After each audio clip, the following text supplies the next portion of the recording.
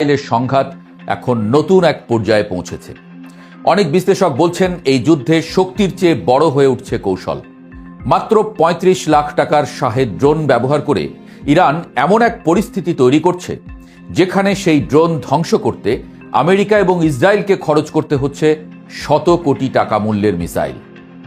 Radar বিভ্রান্ত করতে কৃত্রিম এয়ারক্রাফট, শত শত ছোট আক্রমণ, নতুন ধরনের ড্রোন, সব মিলিয়ে যুদ্ধের নতুন সমীকরণ তৈরি করছে তেহরান। একই সঙ্গে রাজনৈতিক দিক থেকেও পরিস্থিতি বদলে যাচ্ছে বলে মার্কিন প্রেসিডেন্ট ডোনাল্ড ট্রাম্প এবং ইসরায়েলের প্রধানমন্ত্রী বেনিয়ামিন নেতানিয়াহু এই সংঘাতকে নতুনভাবে ব্যাখ্যা করার চেষ্টা করছেন।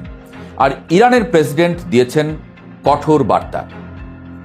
এই ভিডিওতে আমরা বিশ্লেষণ করেছি কিভাবে ছোট ড্রোন দিয়ে বড় শক্তিকে চাপে ফেলছে ইরান, কেন মধ্যপ্রাচ্যের অনেক দেশ এখন নিরপেক্ষ অবস্থান নিচ্ছে এবং এই সংঘাত ভবিষ্যতে কোন দিকে যেতে পারে। পুরো বিশ্লেষণ জানতে ভিডিওটি শেষ পর্যন্ত দেখুন। মশা মারতে কামান দাগা, বাংলা ভাষার এই প্রবাদটা হয়তো কখনো এতটা বাস্তব মনে হয়নি। কারণ মধ্যপ্রাচ্যের চলমান সংঘাতের দিকে তাকালে মনে হচ্ছে যুদ্ধটা শুধু শক্তির নয়, এটা কৌশলেরও লড়াই। একদিকে বিশ্বের সবচেয়ে শক্তিশালী সামরিক জোট আমেরিকা এবং ইসরায়েল, অন্যদিকে ইরান, যে দেশটিকে বহু বছর ধরেই নানা নিষেধাজ্ঞা আর চাপের মধ্যে থাকতে হয়েছে। কিন্তু যুদ্ধের মাঠে এখন এক অদ্ভুত সমীকরণ তৈরি করেছে সেই দেশটি, যেখানে ইরানের একটি শাহেদ ড্রোনের দাম মাত্র প্রায় ৩৫ লাখ টাকা, সেখানে সেই ড্রোন ভূপাতিত করতে আমেরিকা বা ইসরায়েলকে খরচ করতে হচ্ছে প্রায় ৩০০ কোটি টাকার মিসাইল। ভাবুন একবার, একটা সস্তা ড্রোন ধ্বংস করতে শতগুণ বেশি খরচ। আর এখানেই যেন শুরু হয়েছে যুদ্ধের নতুন হিসাব। ইরানের চারপাশে আমেরিকা এবং ইসরায়েল বহু আগেই তাদের সামরিক ঘাঁটি এবং উন্নত রাডার সিস্টেম বসিয়ে রেখেছে। এই রাডারগুলো অত্যন্ত সংবেদনশীল এবং স্বয়ংক্রিয়, অর্থাৎ আকাশে কোনো সন্দেহজনক বস্তু ধরা পড়লেই তা ধ্বংস করার জন্য দ্রুত মিসাইল ছোড়া হয়। সমালোচকদের মতে এই ব্যবস্থার সুযোগই নিচ্ছে ইরান। ধরা যাক আকাশে খুব ছোট কোনো বস্তু দেখা গেল, তা ড্রোন হতে পারে, আবার কোনো বিভ্রান্তিকর বস্তু বা এমনকি ছোট বিস্ফোরকও হতে পারে। কিন্তু রাডার সেটিকে হুমকি হিসেবে শনাক্ত করলে তা ধ্বংস করতে একসঙ্গে ছুটে যায় ৪ বা ৫টি মিসাইল। ফলে কি হচ্ছে? একদিকে সস্তা আক্রমণাত্মক ডিভাইস, অন্যদিকে অত্যন্ত ব্যয়বহুল প্রতিরক্ষা ব্যবস্থা।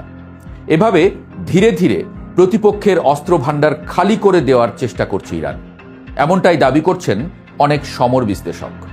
শুধু ড্রোনই নয়, ইরান নাকি এখন ব্যবহার করছে কৃত্রিম ত্রিমাত্রিক এয়ারক্রাফট বা ডিকয়। এই প্রযুক্তি এমনভাবে তৈরি করা হয় যাতে রাডারে সেটি আসল যুদ্ধ বিমানের মতো দেখায়। ফলে শত্রুপক্ষ বিভ্রান্ত হয়ে যায়, কোনটা আসল হামলা আর কোনটা ধোঁকা তা বোঝা কঠিন হয়ে পড়ে।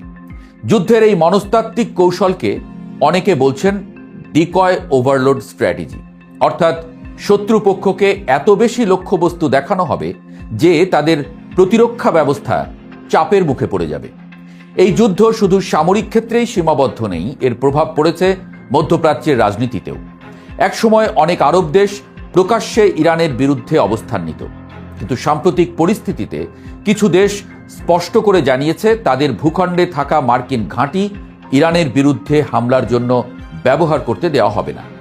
এর ফলে কৌশলগতভাবে একটি বড় পরিবর্তন ঘটে গেছে, কারণ মধ্যপ্রাচ্যে মার্কিন সামরিক উপস্থিতির বড় অংশই নির্ভর করে আঞ্চলিক ঘাঁটির উপরে।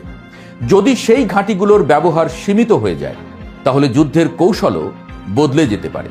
ধর্মযুদ্ধের বক্তব্য হলো এই সংঘাতের আরেকটি দিক, আরেকটি রাজনৈতিক ভাষ্য। মার্কিন প্রেসিডেন্ট ডোনাল্ড ট্রাম্প এবং ইসরায়েলের প্রধানমন্ত্রী বেনিয়ামিন নেতানিয়াহু দুজনই মাঝে মাঝে এই সংঘাতকে আদর্শিক বা ধর্মীয় লড়াই হিসেবে তুলে ধরছেন বলে সমালোচনা রয়েছে। সমালোচকদের মতে এর মাধ্যমে তারা নিজেদের জনগণের সমর্থন ধরে রাখার চেষ্টা করছেন। কিন্তু এই ভাষ্য আবার মধ্যপ্রাচ্যের মুসলিম দেশগুলোর মধ্যে ভিন্ন প্রতিক্রিয়া তৈরি করেছে। ফলে যুদ্ধের সামরিক দিকের পাশাপাশি কূটনৈতিক সমীকরণও দ্রুত বদলে যাচ্ছে। অন্যদিকে তেহরান থেকেও আসছে কঠোর বার্তা। ইরানের প্রেসিডেন্ট মাসুদ পেজেশকিয়ান স্পষ্ট করে বলেছেন ইরান কোনো শক্তির কাছে আত্মসমর্পণ করবে না।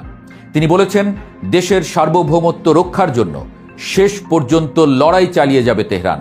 তবে একই সঙ্গে তিনি একটি কূটনৈতিক বার্তাও দিয়েছেন। সাম্প্রতিক হামলায় প্রতিবেশী কয়েকটি দেশের ক্ষয়ক্ষতির জন্য তিনি দুঃখ প্রকাশ করেছেন এবং বলেছেন ইরানের লক্ষ্য কখনোই প্রতিবেশী দেশগুলোর ক্ষতি করা নয়। এই বক্তব্য আন্তর্জাতিক পর্যবেক্ষকদের কাছে গুরুত্বপূর্ণ মনে হয়েছে, কারণ এর মাধ্যমে একদিকে কঠোর অবস্থান, অন্যদিকে কূটনৈতিক বার্তা দুইটিই তুলে ধরা হয়েছে। এদিকে ইরান তাদের ড্রোন প্রযুক্তিও উন্নত করছে।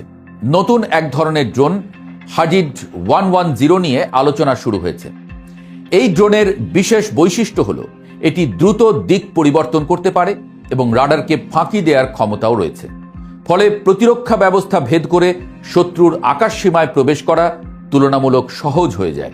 এমনকি কিছু প্রতিবেদনে দাবি করা হয়েছে ইরানের হামলায় কিছু উন্নত রাডার সিস্টেমও ক্ষতিগ্রস্ত হয়েছে। সব মিলিয়ে এই যুদ্ধ এখন শুধু শক্তির নয়, কৌশলেরও লড়াই। একদিকে অত্যন্ত উন্নত প্রযুক্তি এবং ব্যয়বহুল প্রতিরক্ষা ব্যবস্থা, অন্যদিকে তুলনামূলক সস্তা কিন্তু কৌশলী আক্রমণাত্মক প্রযুক্তি। এই অসম যুদ্ধই অনেক বিশ্লেষকের মতে মধ্যপ্রাচ্যের সংঘাতের নতুন বাস্তবতা তৈরি করছে। শেষ প্রশ্ন, এই যুদ্ধ কি সত্যিই ইরানের কৌশলগত সাফল্যের দিকে যাচ্ছে, নাকি দীর্ঘমেয়াদে সুপার পাওয়ারদের সামরিক শক্তি শেষ পর্যন্ত প্রাধান্য পাবে? উত্তর দেওয়া কঠিন হলেও একটি বিষয় পরিষ্কার, মধ্যপ্রাচ্যের আকাশে এখন যে যুদ্ধ চলছে তা শুধু মিসাইল আর ড্রোনের নয়, এটা ভবিষ্যতের যুদ্ধের নতুন কৌশলের পরীক্ষাগারও।